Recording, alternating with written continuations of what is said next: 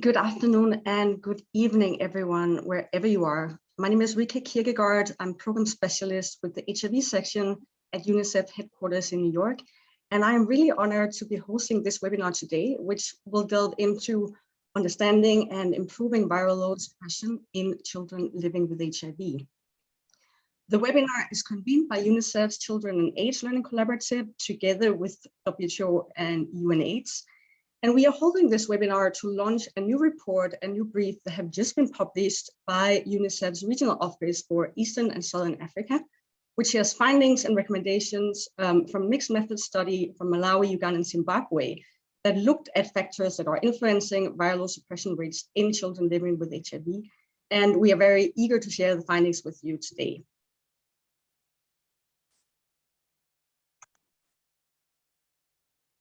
So on the screen, you can see the program for the session today. We will start off in Nairobi with welcome remarks by Mohammed Malik Fall, UNICEF's Regional Director for Eastern Southern Africa. Afterwards, we will have a presentation by Alistair Reid, Senior Advisor for Testing, Treatment, and TB at UNAIDS headquarters, who is kindly presenting on behalf of Shannon Hayter, who unfortunately wasn't able to make it today. Then we will move on to Martina Pinazzato, Pediatric HIV Lead at WHO headquarters, who will present new guidelines from WHO relevant to diagnostics and treatment for children. And then we move back to Eastern Southern Africa, where Geoffrey Chipungu from UNICEF's Regional Office will present findings and recommendations from the study, which will take us into a panel discussion to reflect on these findings and the way forward with representatives from these study countries. And then we will end with around 15 to 20 minutes of Q&A and a call to action from UNICEF's Global Chief of HIV and Associate Director, Cheryl Luo. So before we get started, I'd like quickly to go through a few housekeeping rules. First of all, if you have any technical issues, please send us a message by the chat box and we will try to support as soon as possible. If you have any general comments, please also send them through the chat box, but do select all panelists and attendees. And if you have a question for any of the speakers, please send them at any time, but only using the Q&A box located at the bottom of the Zoom window in the middle. And you can mention who your question is addressed to if relevant.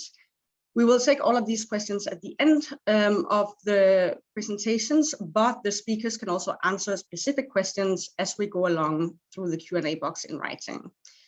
And finally, just a note that this webinar is being recorded and the recording and the PowerPoint will be made available online after the webinar on childrenaids.org, where you can also subscribe to the Learning Collaborative and find many more resources. So without further ado, I would like to hand over to our regional director now for the opening remarks. Welcome, Mohammed Malik Fall.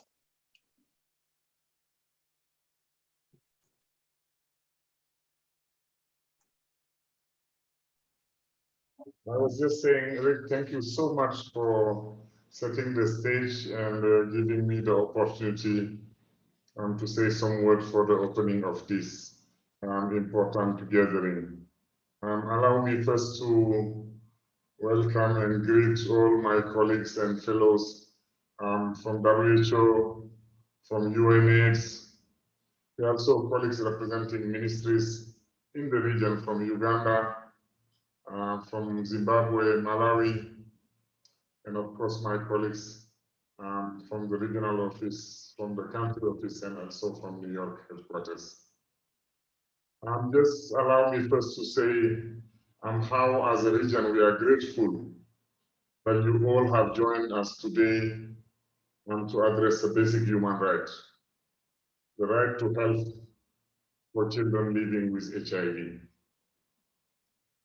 It's a great joy for me in acknowledging the success of the global effort to prevent mother-to-child transmission of HIV. In Eastern and Southern Africa, these programs have helped to avert more than 1.3 million new HIV infections among children since 2010. And this is indeed a remarkable accomplishment when it comes to public health. Yet, the simple truth is that children who acquire HIV are being left behind. Of the 1.2 million living with HIV in Eastern and Southern Africa, an estimated 500,000 are not accessing life-saving treatment. And as we will focus on today, even those who manage to access services and start treatment are not achieving the expected outcome. They have much lower rate of viral suppression than do adults on treatment. As a result, 46,000 children in the region succumbed to fully preventable AIDS-related death during 2019.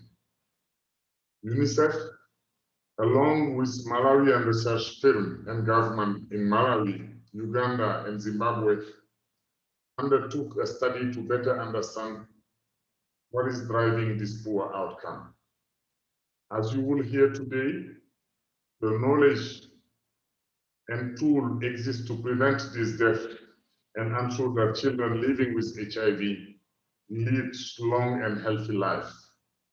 Yet, there is no individual intervention nor innovation that will help to close this gap.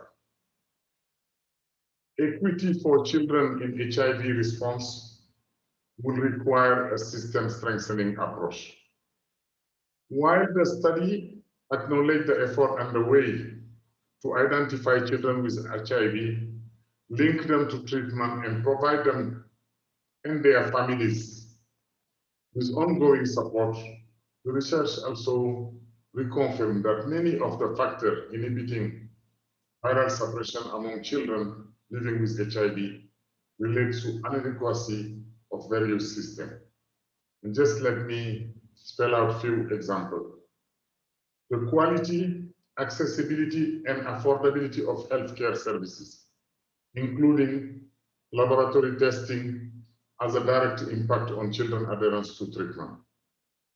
The collection, management, and use of program and laboratory data directly affect health workers' abilities to provide optimal care, and also children do better on treatment when the support they receive extends to system at community level.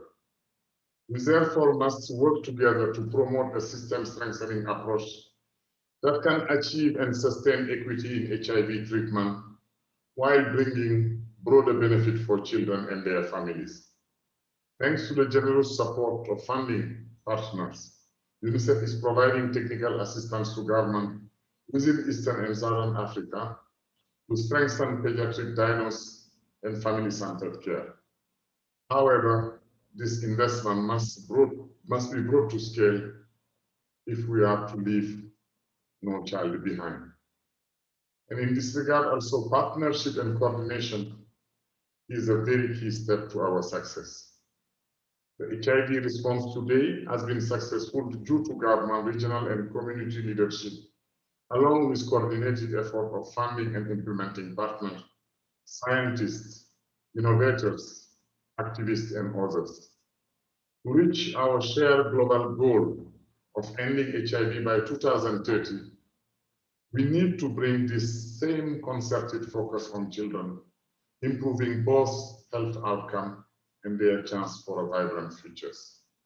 With these few words, I again welcome all of you to this important meeting and look forward to a rich and solution-oriented discussion. Back to you. Thank you very much for these important words to kick us off.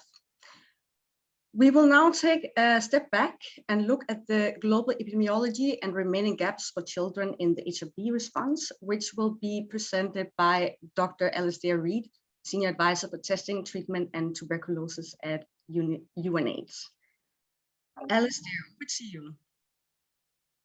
Thanks very much, Ricky. And yes, here are my slides. So thank you very much to UNICEF for giving me the opportunity to speak to you today. I'm going to switch my camera off because I'm balancing my laptop on my knees because I'm at the COVID vaccination center here in Geneva. So just to say hello to everybody, and then I'll crack on with my presentation.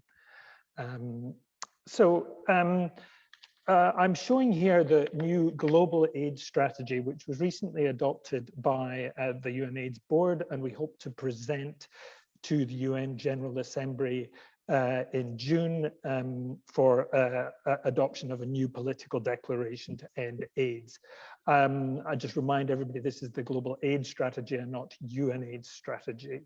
The new strategy focuses on the inequalities driving the AIDS pandemic. Children living with or at risk of HIV face some of the starkest inequalities of the global AIDS response, and I'll try to highlight these inequalities in my presentation. Next slide. The Start Free, Stay Free, AIDS Free Super Fast Track strategy set 2 commitments on children. And as you will see from these graphs, we're going to miss them both. The top graph shows the number of new child HIV infections. And in 2019, there were 150,000 new child infections, far from the 2020 target of fewer than 20,000. And antiretroviral treatment coverage were even further behind, with only 950,000 children living with HIV on antiretroviral treatment, far from the 1.4 million target in 2020. Next slide. The previous graph showed global data. This graph shows data from the 21 focus countries. These countries contribute to around 80% of the global number of pregnant women living with HIV, 80% of children living with HIV, and 80% of young women aged 15 to 24 acquiring HIV. Despite high ART coverage, around 85% globally, we are still seeing new child infections. And the coverage of ART has plateaued, and we can see that the decline in new infections has also plateaued. Next slide. So why are new child infections continuing to occur? Well, with the better use of more granular data, this helps us to identify where the problems are and how to better target resources for maximum impact. The dark blue bars on the left at the bottom represent women living with HIV who were on antiretroviral treatment during pregnancy. And you will see on the blue bars, on the dark blue bars on the right, they contribute to very few new child infections. The light blue bars on the left are women who started antiretroviral treatment during pregnancy. And again, you'll see that they don't contribute to many new infections. The vast majority of new child infections, the light yellow bars on the left, occur because the mother did not receive antiretroviral therapy at all during pregnancy or breastfeeding.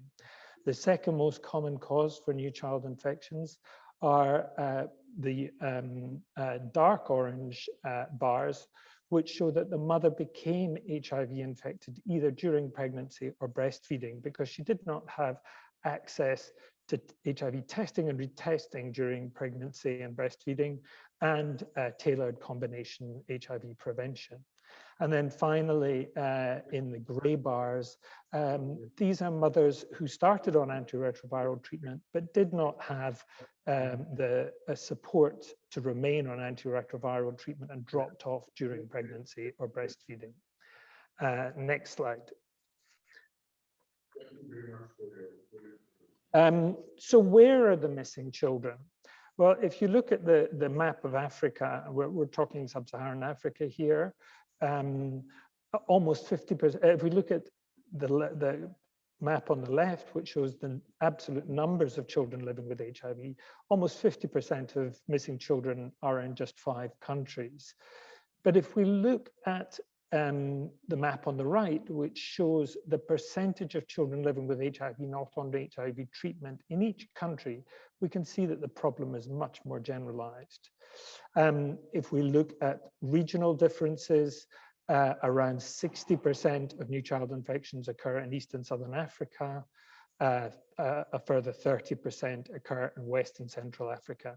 And there are major regional differences in treatment coverage, with up to 65% of children living with HIV receiving treatment in Asia Pacific, and around 33% are receiving ART in West and Central Africa. Next slide. This is just more detailed information that shows the, no, excuse me, I'm jumping ahead of myself. So why are we not finding these missing children living with HIV? Well, coverage of early infant diagnosis is still surprisingly low.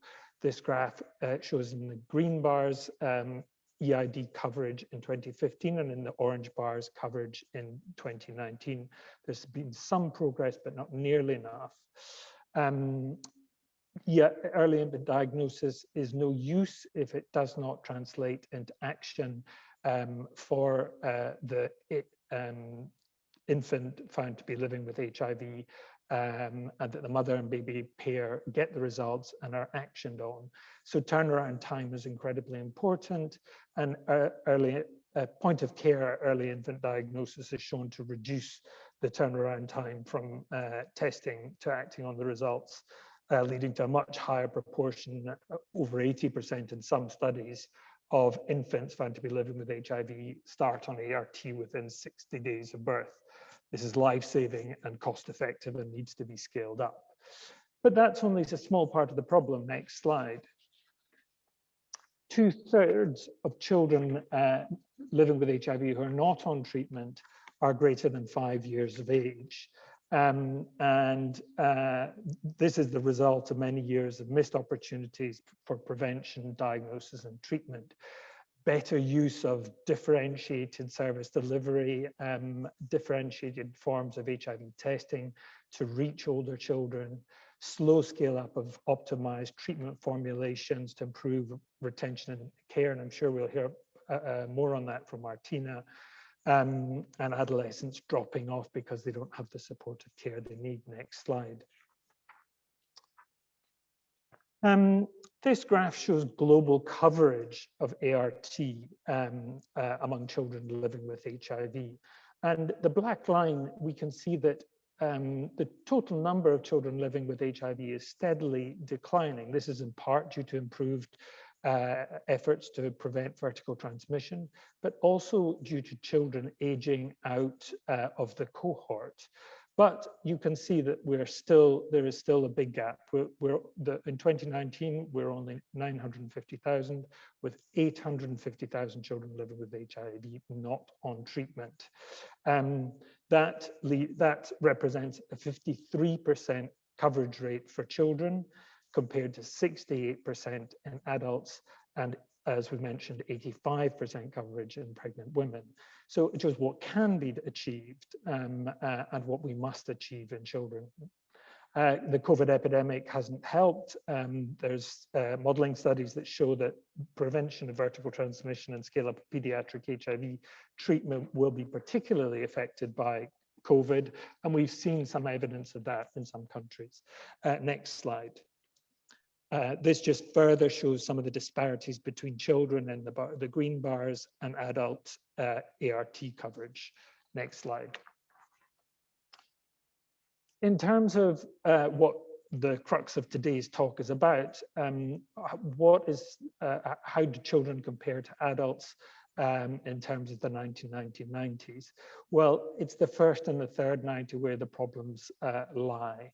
The percentage of children in red is well below, that are detected or know their HIV status is much lower at 77% for children than it is for adults. And then again, for those children who are on ART, the percentage that are virally suppressed it falls well behind that of adults. And if we look at that as a percentage of all children living with HIV, only 37% of children living with HIV are virally suppressed in 2019, compared to 60% of adults. And I think that is very sobering. Next slide.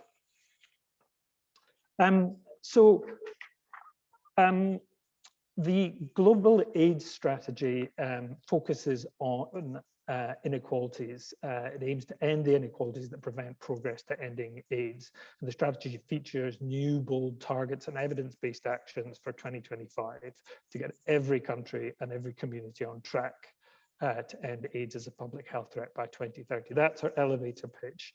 I just want to go into a little bit more detail. Next slide. The strategy has an inequalities lens. It has new targets and commitments for 2025, and particularly focuses on regional profiles. Next slide. Don't worry about all the detail here, but this is just to show the framework of the strategy with inequalities in blue at the center, and then three strategic priorities that focus on: one, provision of HIV services; two, breaking down the barriers to achieve outcomes; and three, fully resourcing efficient systems for health for the future. Next slide. I know I'm at my 10 minutes, so I'm almost done. This is just to show that the new global AIDS strategy is child-focused. Results area 3 focuses on vertical transmission and improved access to pediatric services, but children feature across many of the other results areas in the strategy. Next slide. I just want, I will focus on this as my last slide. There are two important targets, I think. The circled shows that a very ambitious target that all pregnant and breastfeeding women living with HIV achieve 95% viral load suppression, which is a huge target. We also have a very ambitious target of 95, 95, 95 testing and treatment targets for children, with an interim target of 75% treatment coverage by 2023 to make sure we're on track. Next slide. Next slide. These are just the impacts that we will achieve, the reductions in pediatric new infections and deaths. Next slide. Yes, you can go on. Just an ad for the high-level meeting in New York and the multi-stakeholder task team hearing on Friday. And finally, I'm sorry for going 2 minutes over time, the last slide, just to say thank you very much for listening. I'd love to acknowledge Shannon Hader, who has been an incredible champion for this area, Mary Mayhew, who provided data, and Tim Wabahemba, who I work with on pediatric HIV. Thank you very much.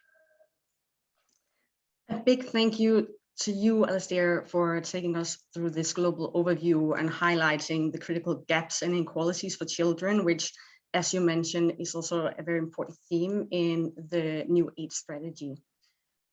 We will now focus on improving care for children living with HIV. Dr. Martina Pinazzato is a pediatric HIV lead for the HIV, hepatitis, and STI program at WHO headquarters in Geneva, and she will be presenting the newest guidance from the WHO related to this theme. So over to you, Martina. Thank you very much, Rika. Good morning, good afternoon, everyone. And really thank you to our colleagues in UNICEF for inviting us to contribute to this important webinar today. And my job is really just to remind you a few updates and new elements that will help us to really think about what else we can do to reach virological suppression in children living with HIV. And we've seen this slide already from Alastair, just to remind us how much work is needed to really still reach all children that are in need of ART. And even more work is needed to ensure that those that are starting on ART are actually suppressed. And this is something that he made very clear in his presentation. And while we do know that there's a number of interventions that are required to reach virological suppression that go beyond the drugs, we know that treatment optimization is certainly the first step that we need to take in order to improve the way we provide treatment to children living with HIV and ensure that they are virologically suppressed. And we often refer to treatment optimization as an overarching terminology, But in fact, if you unpack it, you can see that what is very important is that these children are started on the preferred regimen in optimal formulation from the very beginning, that they have access to better formulation as they grow so that we can really improve their quality of life. And that when new regimen, more optimal regimens are available, that they are transitioned to those so that we can really preserve treatment options for the future, but also be able to document when they fail on their first or second line so that they can be transitioned in a timely manner to the best regimen for second and third line. So if we consider the starting and switching to most optimal regimen, it's important to acknowledge that WHO guidelines are already very strong on this. As you all know, dolutegravir-based regimens are currently the recommended regimen for all children in need of first and second line. And recently, the release of findings and the results of the Odyssey Trial, CROI, really show how there is strong evidence from randomized control trial that supports this recommendation that were initially developed extrapolating from data in adults. So the Odyssey Trial that I hope many of you have seen already really shows how dolutegravir is superior to NNRTI or PI-based ART standard of care, both in children and adolescents. And you can see here summarized the key findings of the trial and broken down for on Odyssey A and B, depending on whether we look at first or second line. And the findings of this study are very much consistent, and there's no significant difference whether you look at treatment effects by sex, weight, age, baseline viral load, and baseline CD4. So very strong findings that are, again, in support of our recommendation. Recommendations that now can be implemented across age groups from 4 weeks above 3 kilos. And this is because we now have available 2 generic formulations that have been approved and that are dispersible tablets that are scored and can be easily administered. We know that these formulations have been launched and really endorsed by a lot of stakeholders in the pediatric community that really advocate today to transition rapidly these new formulation in countries. And that's also in light of really important price negotiation that happened towards the end of last year that really reduced by 75% the total cost of an ART regimen. So really important benefit both for the individual as well as for the program. We're also providing already dosing recommendations that have been released last year in July, where we provide guidance on how to use this formulation and remind that even in the context of TB co-treatment, we can use dolutegravir and we can actually apply the same approach that we have for adults in doubling the dose of dolutegravir when you are on a rifampicin-based TB therapy. We've also made the appropriate revision of the optimal formulary and limited use list for antiretroviral drugs for children. As you know, this has been an important tool really to support countries in undertake their product selection and to really have available a minimum set of formulations that can guarantee that we have everything to be able to implement the first and second line preferred and alternative regimens in countries. And so these revised version of the optimal formulary includes dolutegravir 10 milligram dispersible tablet scored, as I've mentioned earlier. And then it's been further streamlined to really, and we have transitioned a few formulations from the optimal formulary into the limited use list, where we typically summarize products that are either in phase in or in phase out phase, or that are dedicated to a more targeted use and therefore are attached often to more limited volumes in countries. Now, when it comes to improving the use of optimal formulations that are available, certainly the optimal formulary is an important tool that we can use in countries.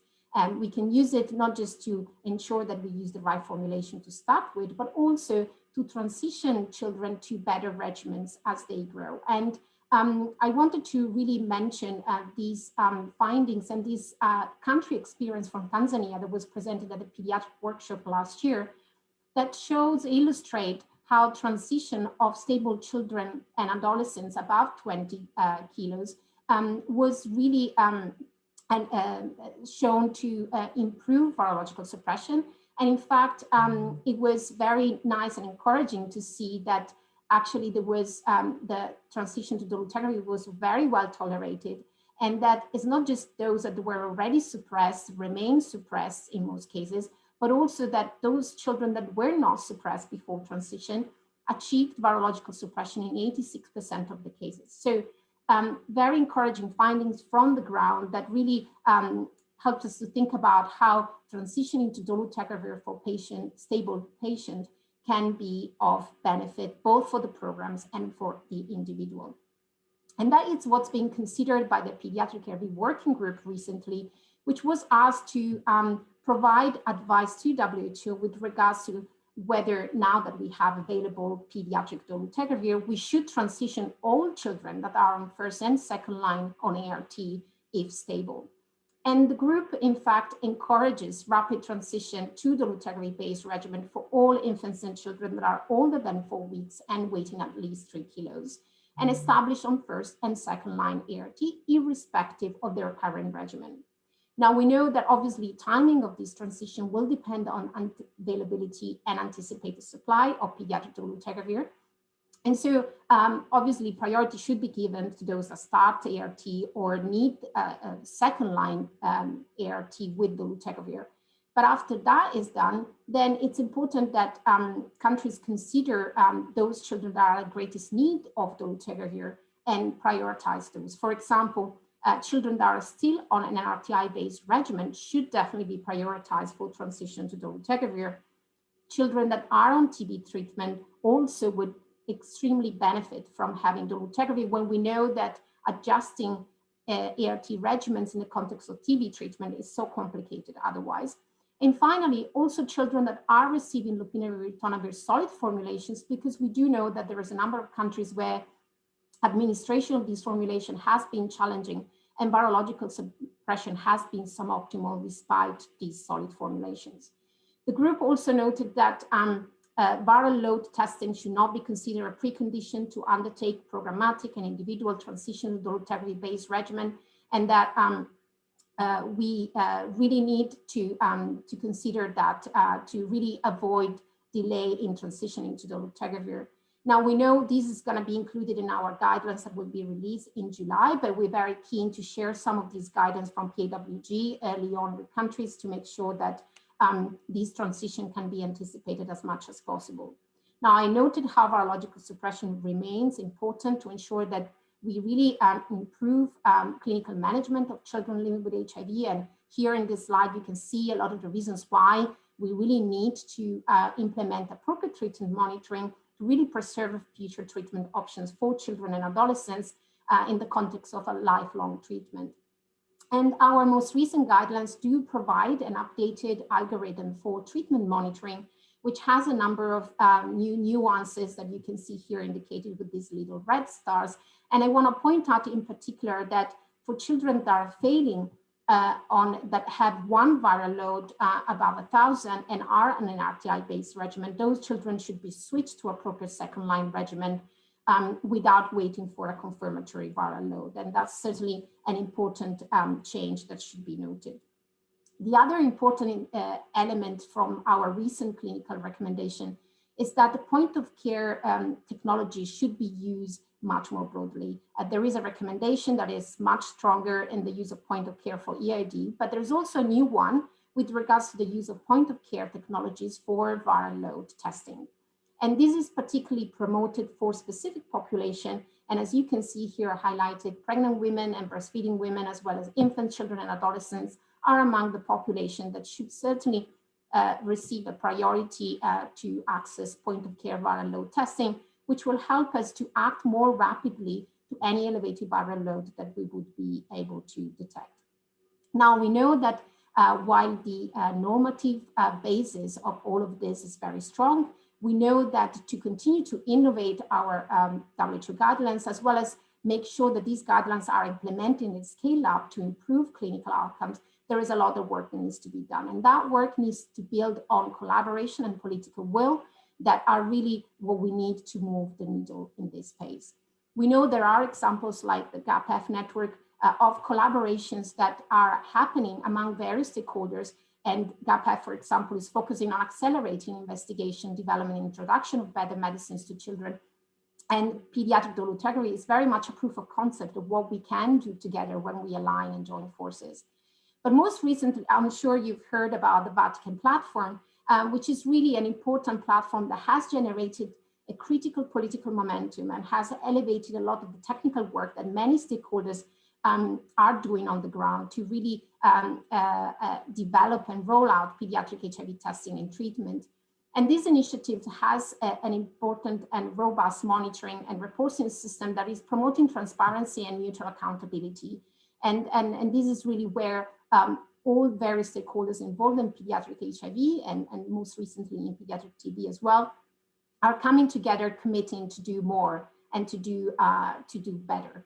And really, we're very happy as WHO to collaborate in particular with the Holy See and Elizabeth Glaser Pediatric AIDS Foundation to really follow up on the commitments that were made through this platform. So I'll stop there just by reminding everyone that, of course, on the ground work is required every day. And we do have an AIDS-free toolkit that gathers a number of tools that we hope will be available to your work on the ground. And I'd be very happy to address any question that you might have either now or later on. Thank you very much. Thank you very much, Martina, and for reminding us the importance of political commitment and highlighting how transitioning to optimal pediatric formulations and implementing treatment monitoring can really help make some important strides in treatment for children. So we will now move on to a summary of the findings from the study that brought us here today, which will be presented by Geoffrey Chipungu, who is HIV/AIDS specialist at UNICEF Isaro. Thank you. Can you see my screen? Yes. All right, let me put it on slide presentation.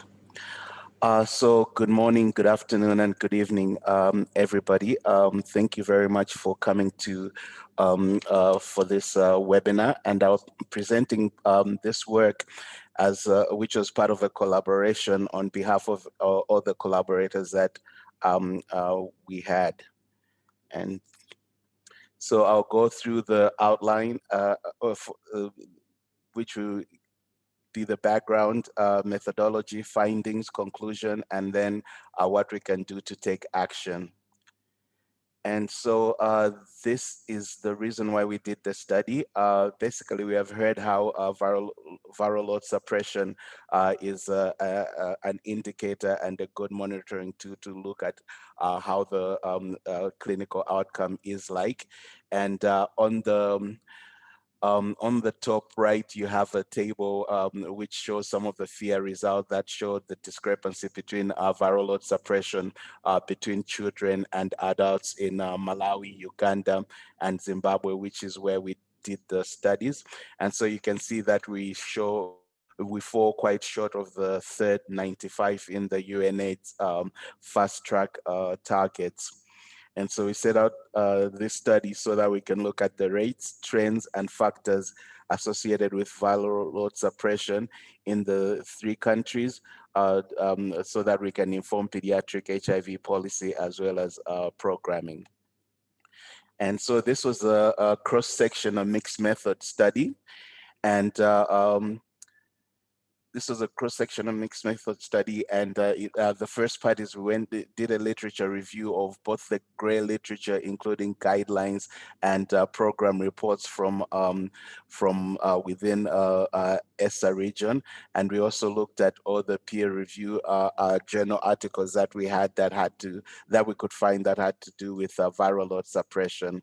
And then the next part is with permission from the respective ministries of health, we got data from the laboratory information management systems between 2016 and 2018. And after cleaning this data to remove those above 15 and above, and also those that didn't have viral load results, as well as as well as others that were not complete enough for analysis.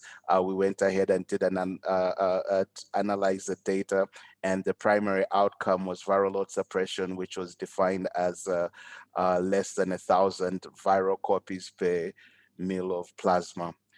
And in Malawi, we went and did a clinical records review. And so there was a two-step random sampling method. And at first, we ended up selecting 8 facilities, which were high throughput facilities that also had sent at least 1 viral load.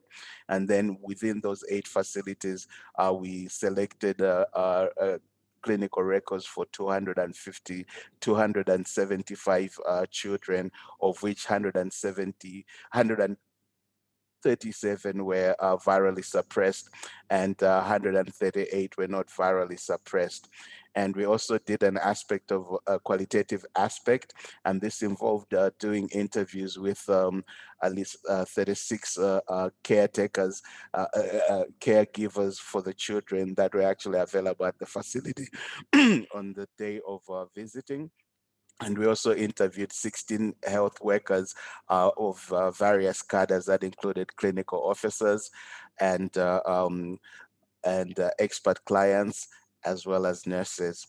And then this data was triangulated, and the results were packaged and published in this report that we're launching today, which also comes with an advocacy brief. Okay.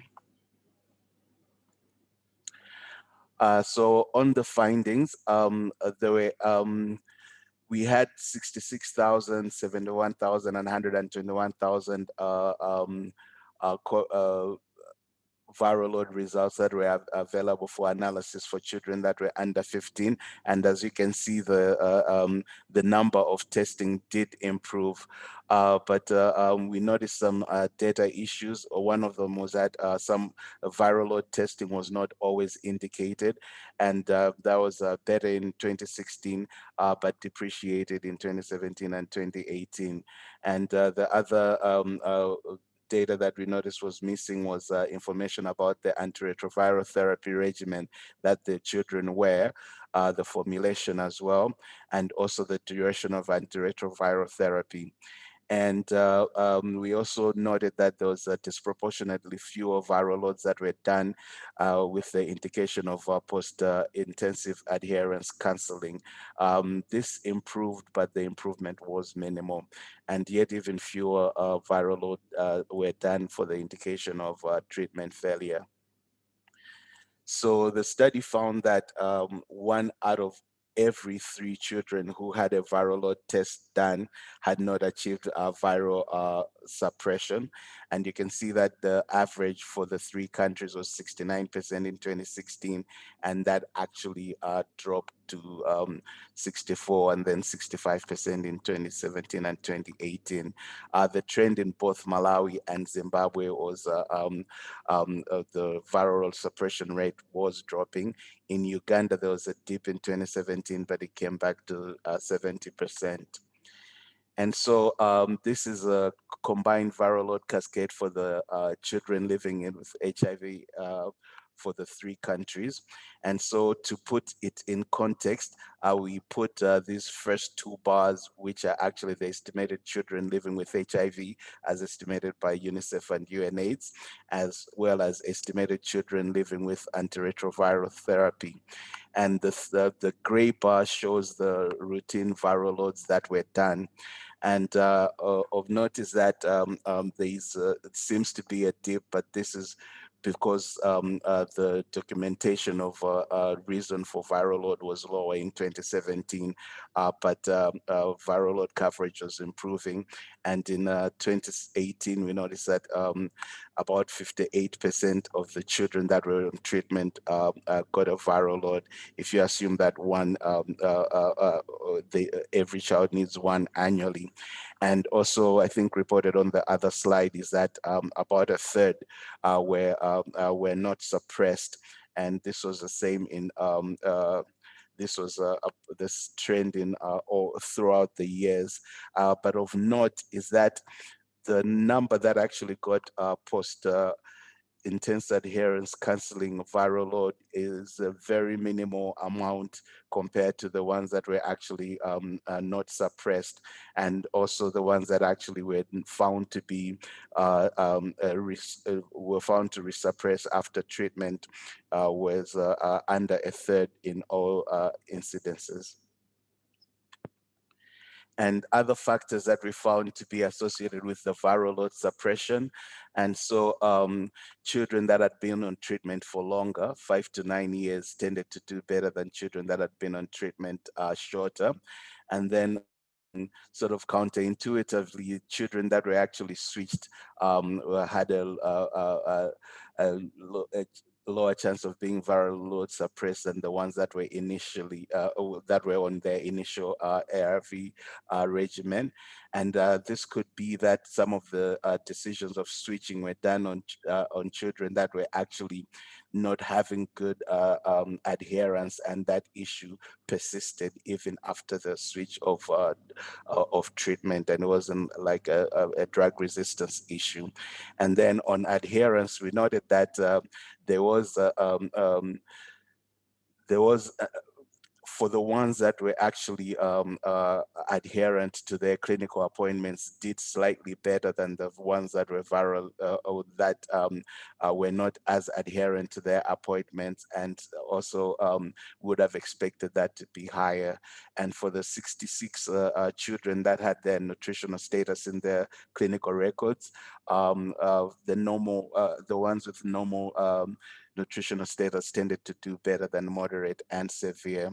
And we also found that there's some health facility related issues that included restrictive days for clinics. And so the scheduling, the staff shortages, as well as perceived child unfriendly setups and space. And we also noted that those that got psychosocial support for the caregiver and children tended to do better at suppressing their viral load. So in conclusion, to reach the third 95 target, much more needs to be done on, not only on viral load testing coverage, but also the actual follow-up or after the first unsuppressed test. And children are more likely to achieve viral load suppression when they and their caregivers have support from families, communities, as well as health care workers. And drug regimens and formulations continue to impede children's ability to suppress. Health care quality, accessibility, and affordability has a direct impact on children's adherence. And multisectoral challenges, including food security as well as poverty, also affect the chances of treatment success. And we also noted that there was a lack of documentation, storage, and utilization of data in both the laboratory information management systems as well as the patient records as well. And so with that, with those findings, we came up with these recommendations. So we need to provide multi-year support for caregivers and children with HIV, promote pediatric viral load testing, and adopt efficacious child-friendly regimens, strengthen pediatric service delivery coverage, accessibility, as well as quality, improve case management with multisectoral linkages and referrals, and work towards smarter pediatric HIV data management systems, as well as generate useful pediatric HIV implementation research to help with making decisions. And this is just the first page of the 4-page advocacy that has got these recommendations and what we suggest can be done to implement them. I would like to acknowledge all the children, caregivers, and healthcare workers who participated in the study, and the respective ministries of health, both from the programming side as well as the laboratory side. the UNICEF SRO, especially Laurie Juleid, as well as the country offices, and Kundai Moyo and Edward Chikwedere, who are of V&E consultants, were the ones that were actually leading in the writing of the protocol and doing the field work. And Judith Sherman, who was, when we started, was with Malawi country office and eventually helped us document. So thank you very much. Thank you very, very much, Jeffrey, for presenting this quite eye-opening viral load cascade for children, and reminding us of all the different factors associated with viral load suppression and the need for an multi-sectoral response. We will now move on to the second to last part of the webinar, which is a panel discussion with country representatives that will reflect on these findings and recommendations from the Ministry of Health, Lab and Health Worker perspective. Our four panelists are as follows: Eleanor Namusoke Magongo, who is Senior Program Officer at Pediatric and Adolescent HIV Care and Treatment at the Ministry of Health AIDS Control Program in Uganda. We've got Tokozani Liwewe, Medical Officer at Lilongwe District Hospital Office from the Ministry of Health in Malawi. Lydia Banda, Mothers Counselor in Malawi, and then Geoffrey Chipungu again will be replacing Vaiva Simbi from Zimbabwe to answer any questions related to laboratory services. The panel discussion will be moderated by Laurie Goulet, UNICEF's Regional HIV Advisor for Eastern and Southern Africa. So Laurie, please go ahead, and panelists, please turn on your cameras now if possible.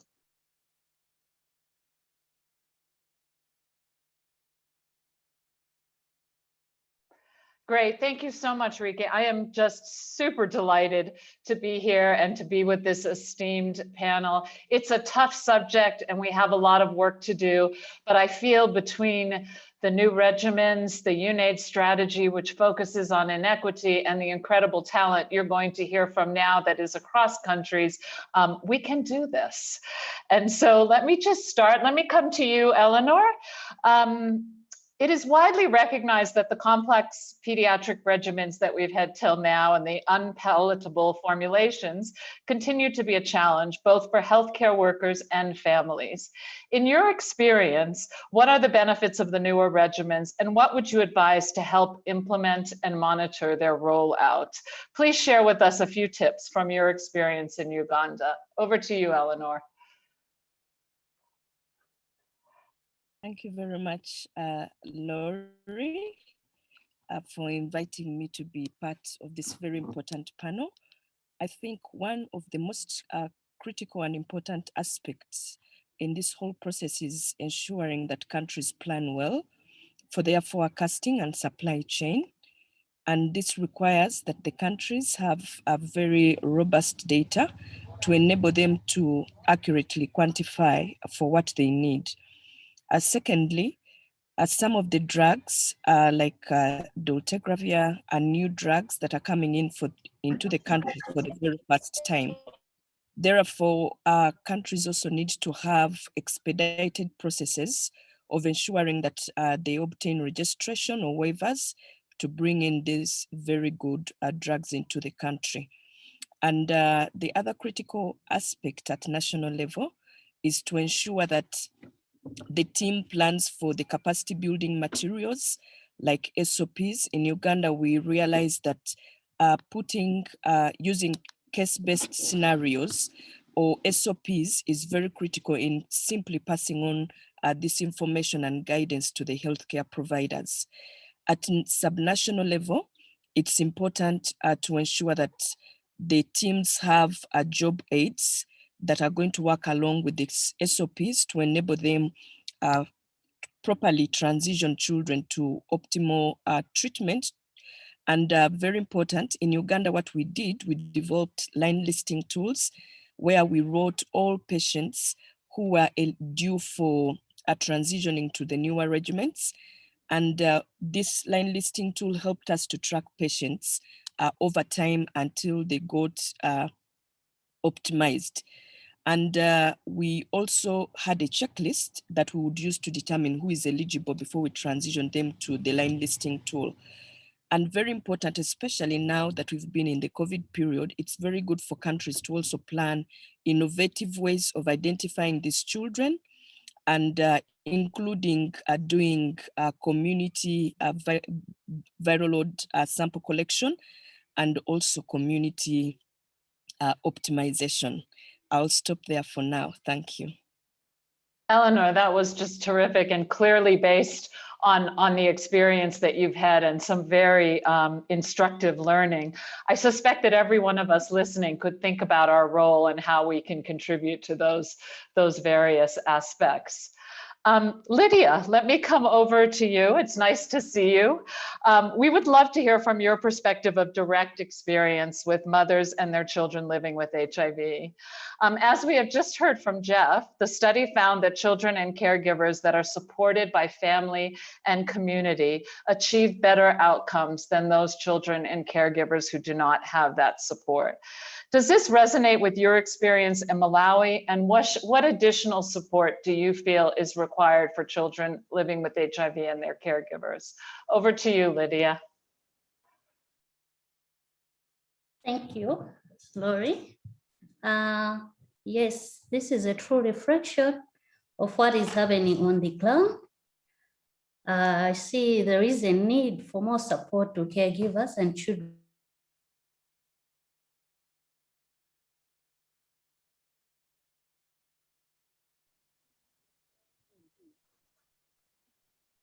Their needs for more support.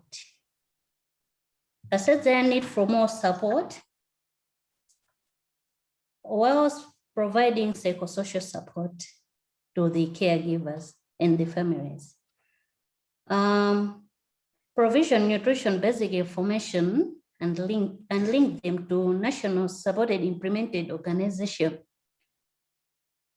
such as World Food Program. Economic empowerment might also help to improve the families, like startup income generating activities, which can help support them in getting their basic needs, as well as transport for easy access to care. On caregiver treatment literacy, I would recommend teaching caregivers skills on calendar countdown and appropriate understanding of timing and dose of ART. Teaching the caregivers on reminder logs that can be able to check and follow their cards, of which will help them not to miss their appointments. And on that one, there is need to have information, education, and communication materials, whereby the service providers can elaborate when facilitating to them so that they can easily understand, because there might be others who are not able to read, but when they see the visual picture of what the facilitators on the service providers are saying, elaborating to them, they can be able to understand what they are being taught. On the same caregiver treatment literacy, I would recommend on introducing support in sharing and best practices in supporting children on ART through community support groups. The caregivers might be able to share some experiences with others and learn more from friends, whereby they can be able to take care of their children at home. More frequent support group meetings and classes for parenting 0 to 14 years children. 0 to 14 years children is a critical stage whereby most of the parents or the caregivers and the guardians.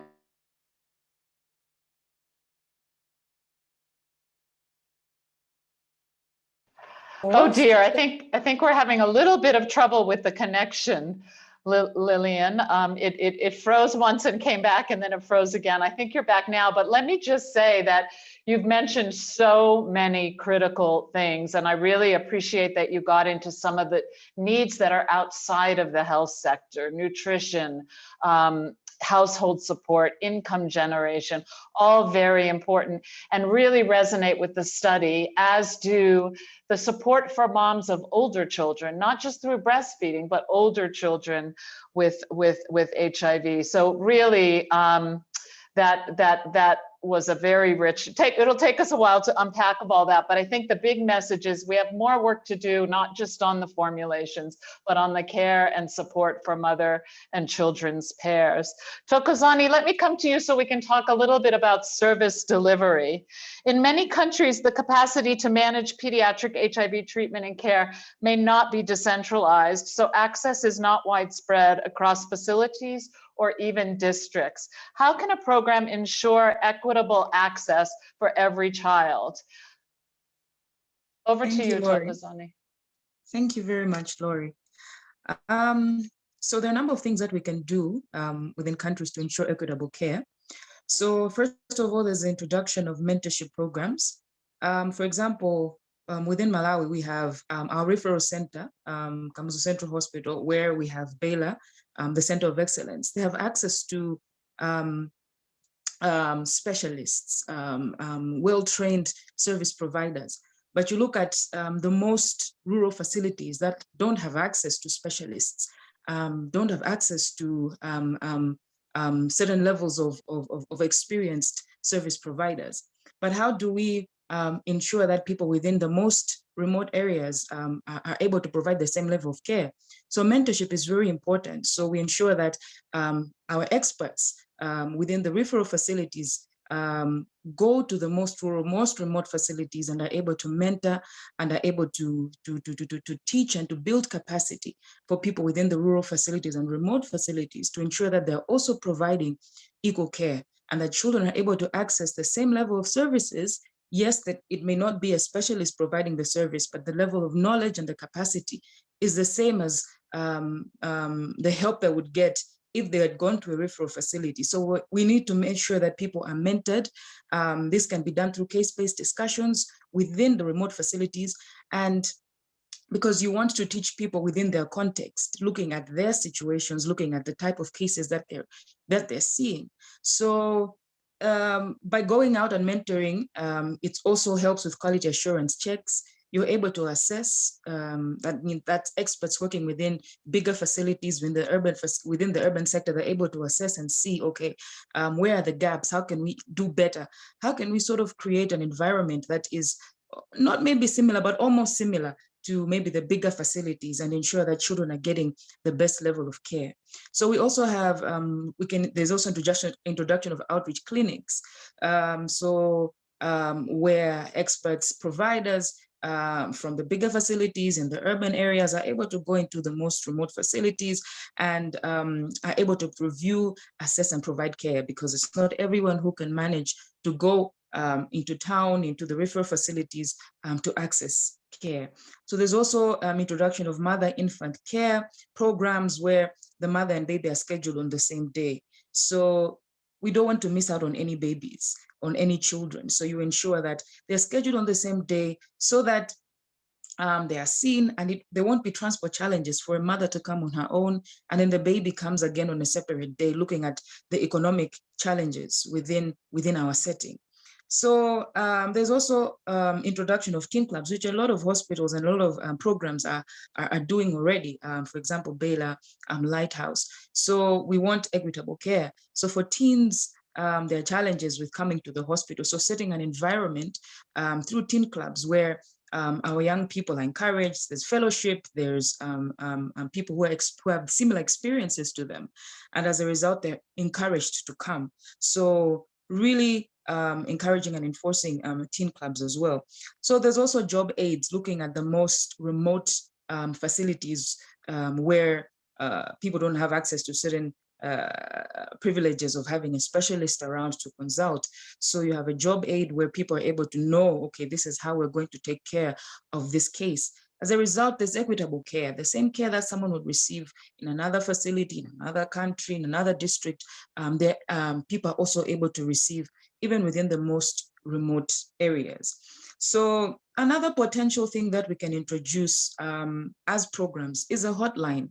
So this is a hotline that is able, where clinicians are able to have access to specialists for mentorship as well.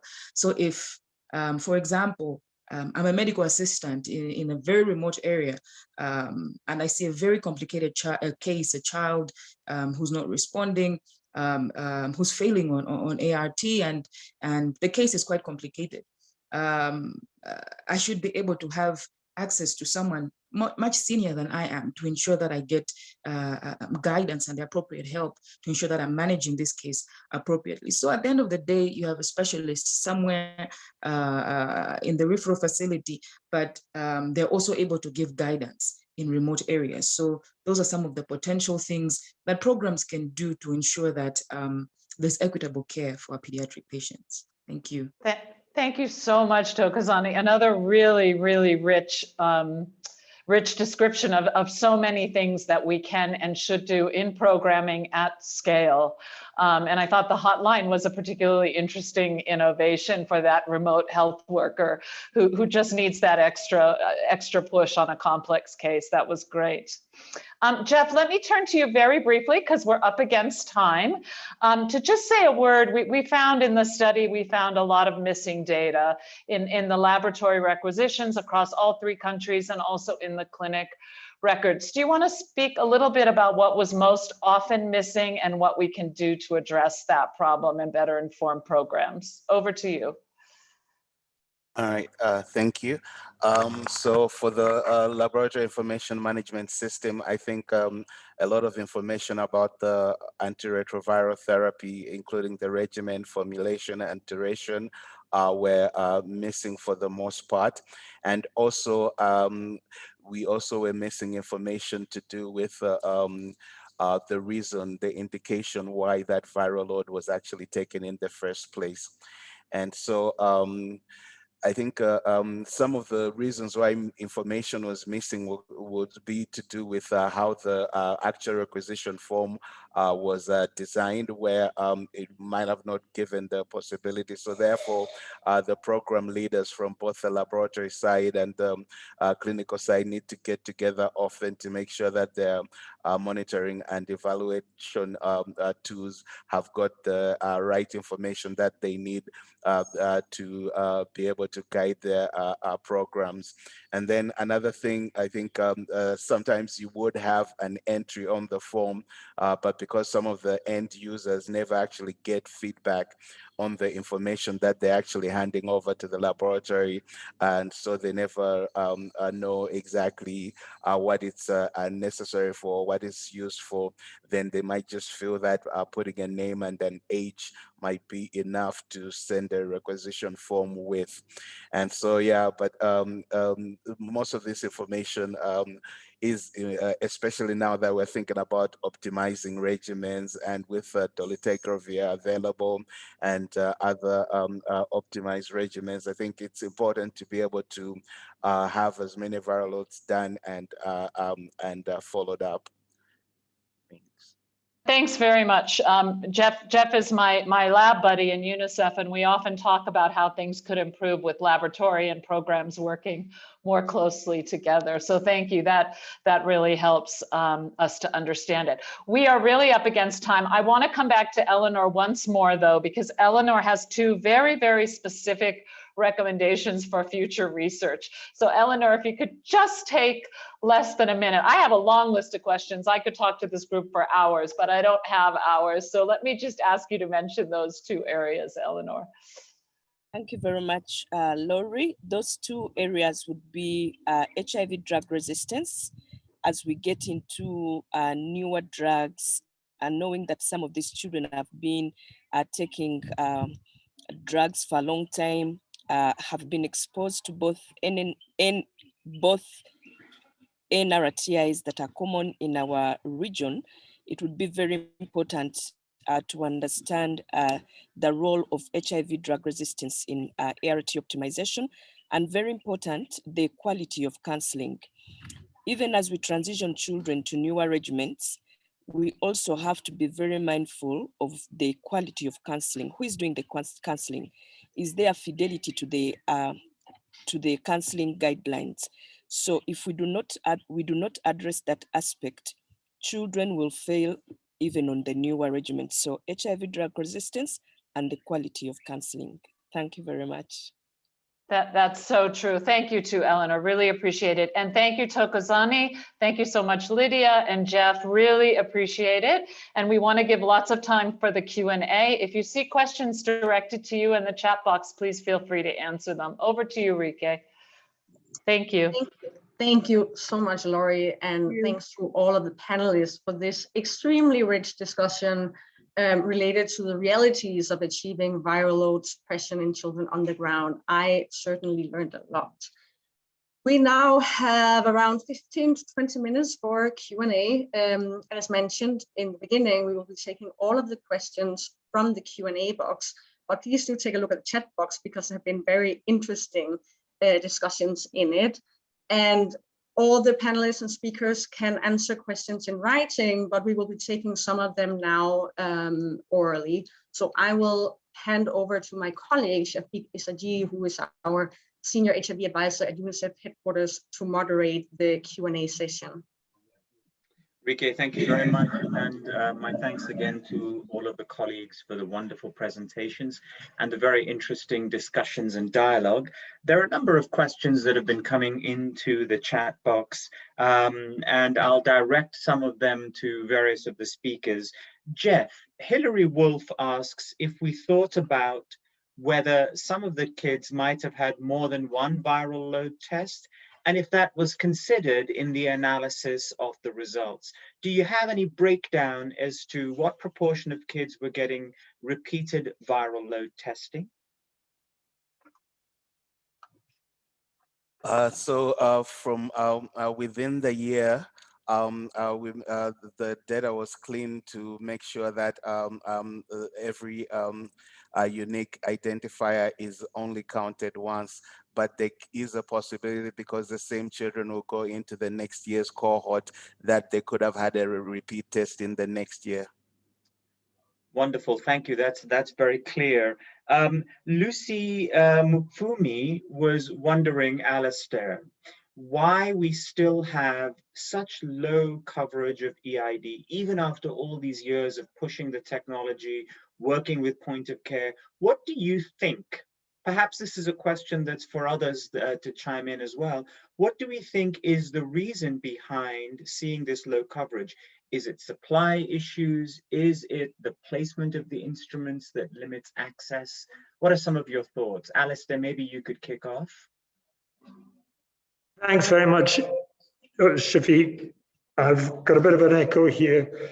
I'm just at the COVID vaccinations I said there. So I think the cost initially has been a major barrier. And I think now that we have studies that show the cost effectiveness of early infant diagnosis, especially when it's done in tandem with other disease programs.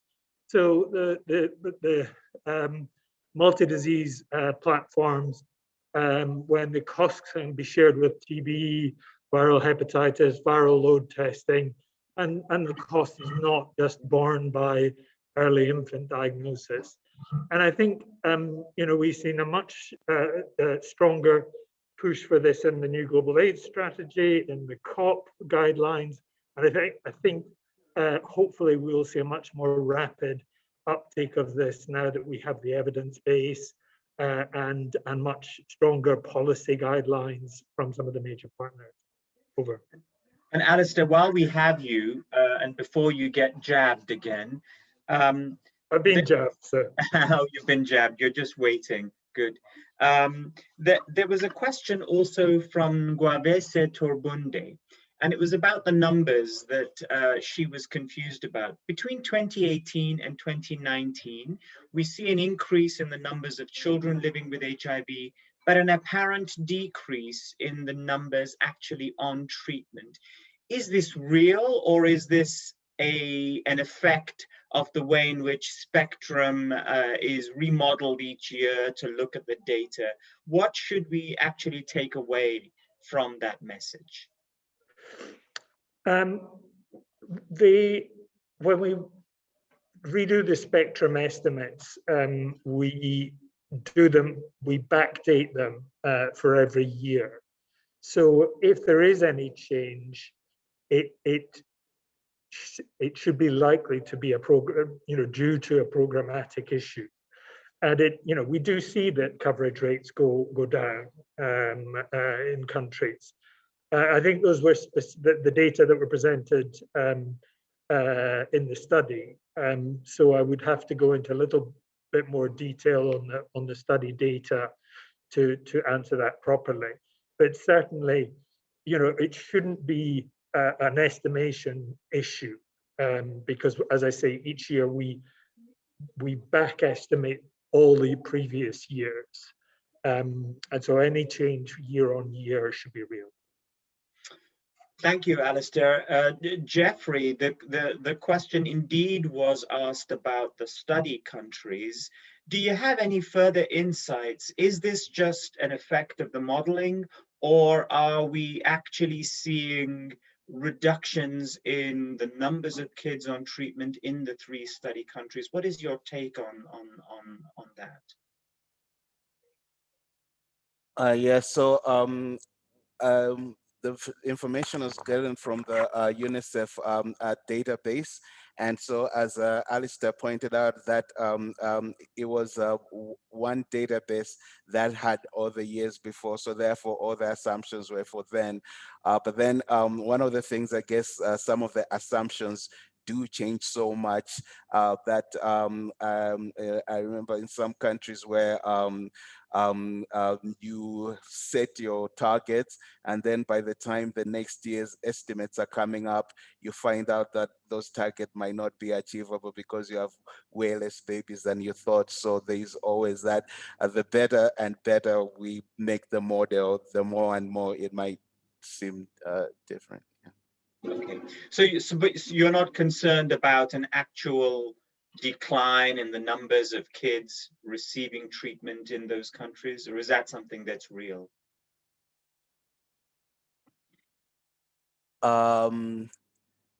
So yeah, it's hard to say. It's hard to say about.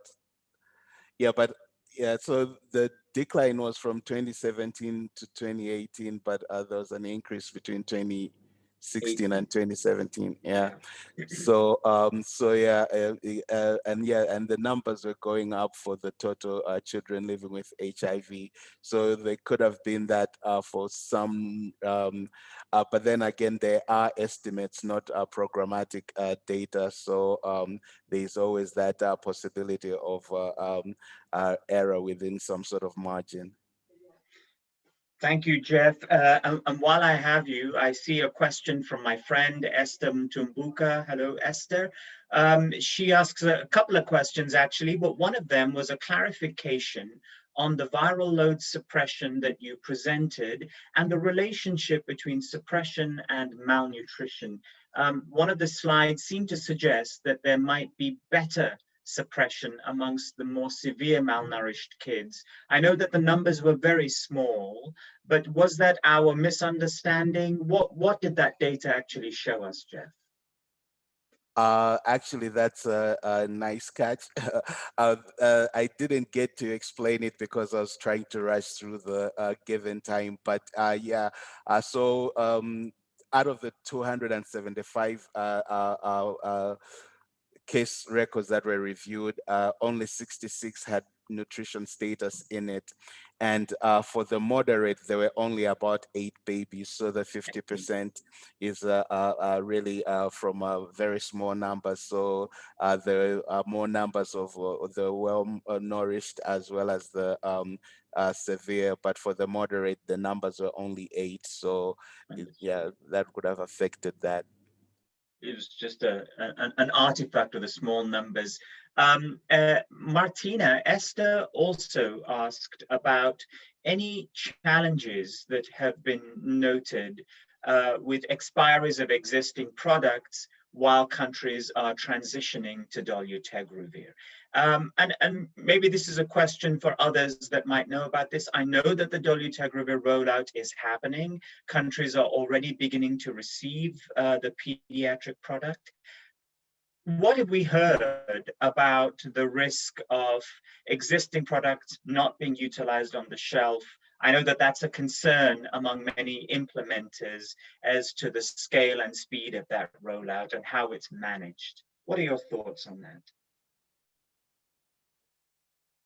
So Shafiq, maybe the first reaction I can have, I think this is a really important question and a very timely one, as you were saying.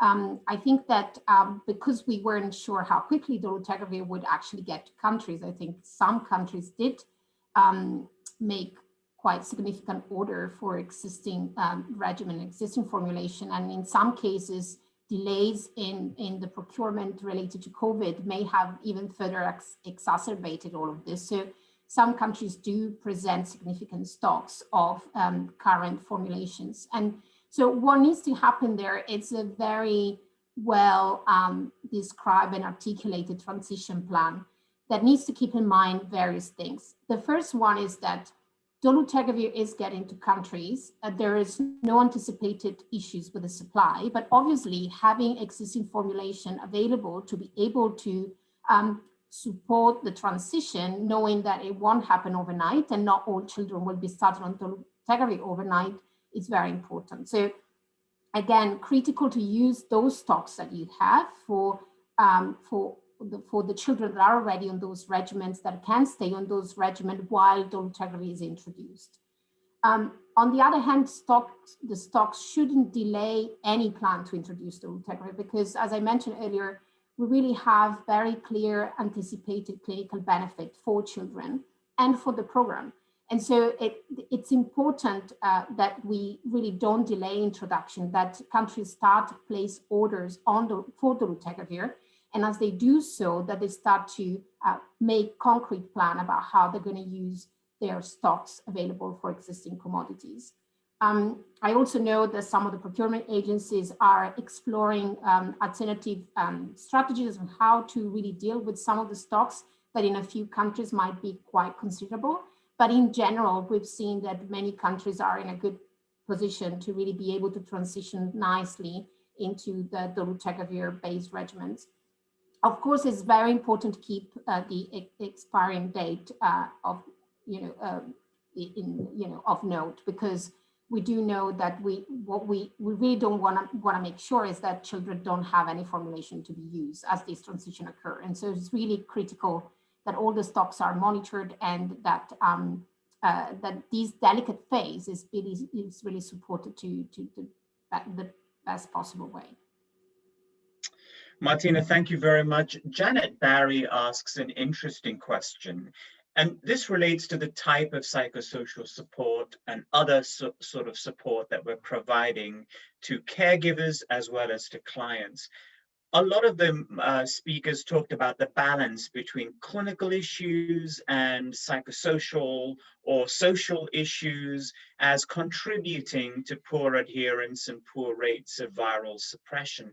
So as we are designing programs to help address those issues and to support those kids, how is that balance between the issues that are perhaps more about disclosure, the school environment, violence and stigma in the home or the community, versus the more clinical issues that might be important for viral load suppression?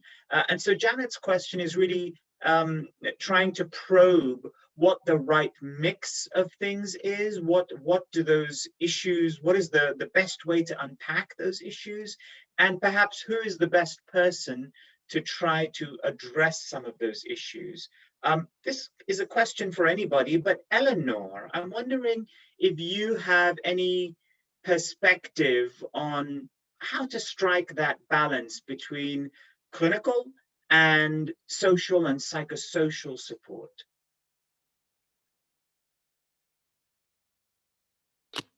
Thank you very much, Shafiq, for that question, a very important one in our programs. it's a very important point that we need to observe. And the way I would tackle this balance would be to ensure that right from the beginning, as we offer support in our clinics, we have a multidisciplinary team that is able to support the clinical aspect, but also the psychosocial support aspect. Very important is capacity building. I've been in meetings where people talk about psychosocial support and they just limit it to the adherence aspect of it.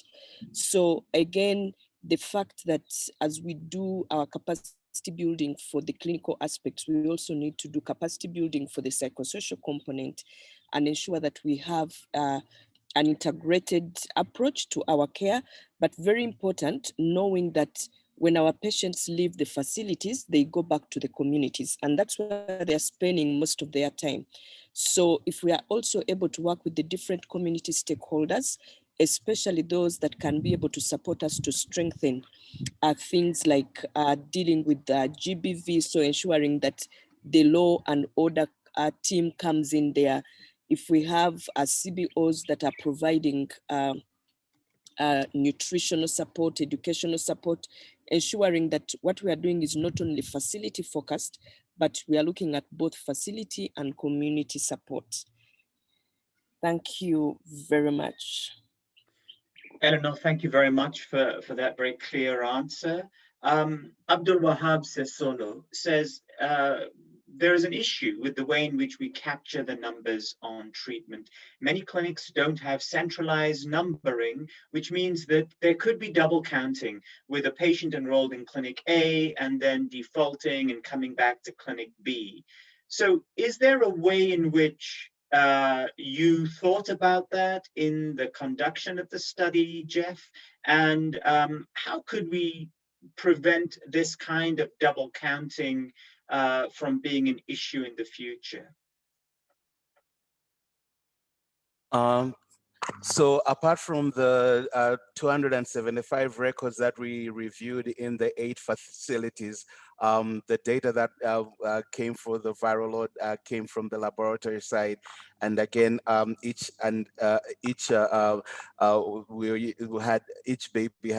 child rather had a unique identifier, and that's how we are making sure that there were no duplications per se. But I do understand about from a clinic point of view, there could be that possibility.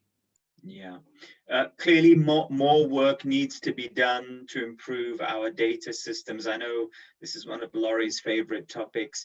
Jeff, there was a question also from Hamid Mandali asking about mobile technology and the link between point of care, EID, and viral load monitoring. And I think you'd be well placed to answer this. I know that many of the newer platforms do indeed have this capacity. What are the options for rechargeable or solar powered point of care to enable the further decentralization and utilization of EID and viral load technologies? Any thoughts on that? Yeah, so at the moment we do have solar technology that's good enough to be able to support testing, and also some of the platforms like MPIMA have got like a rechargeable backpack that could give you about 8 hours of power. And so I know like one of the in one of our collaborations with Chai, one of the things that we tried was having somebody move around from 3 facilities with the machine to be able to do better coverage. And also the other issue is that I guess for the most part, you can get some point of care, and then you can get models like hub and spoke models where one facility is covering for further facilities. But in cases where you really have to use high throughput machines, then there are technologies that send back SMS results to the facility, and also to prompt to prompt the caregiver to go back for their results. So yeah, there's a lot that can be done to try and expand coverage and care. And on that note, we're out of time. So I'm going to hand over back to Rike to lead us in the last few minutes of closing. Thank you very much, all of you, for your wonderful engagement and the excellent answers provided by the panel. Thank you so much, Shafiq, and thank you to everyone for the interesting discussion. I know we would all love to stay online to discuss more, and I think there are still plenty of questions, so we will try and see if we can answer them online after this.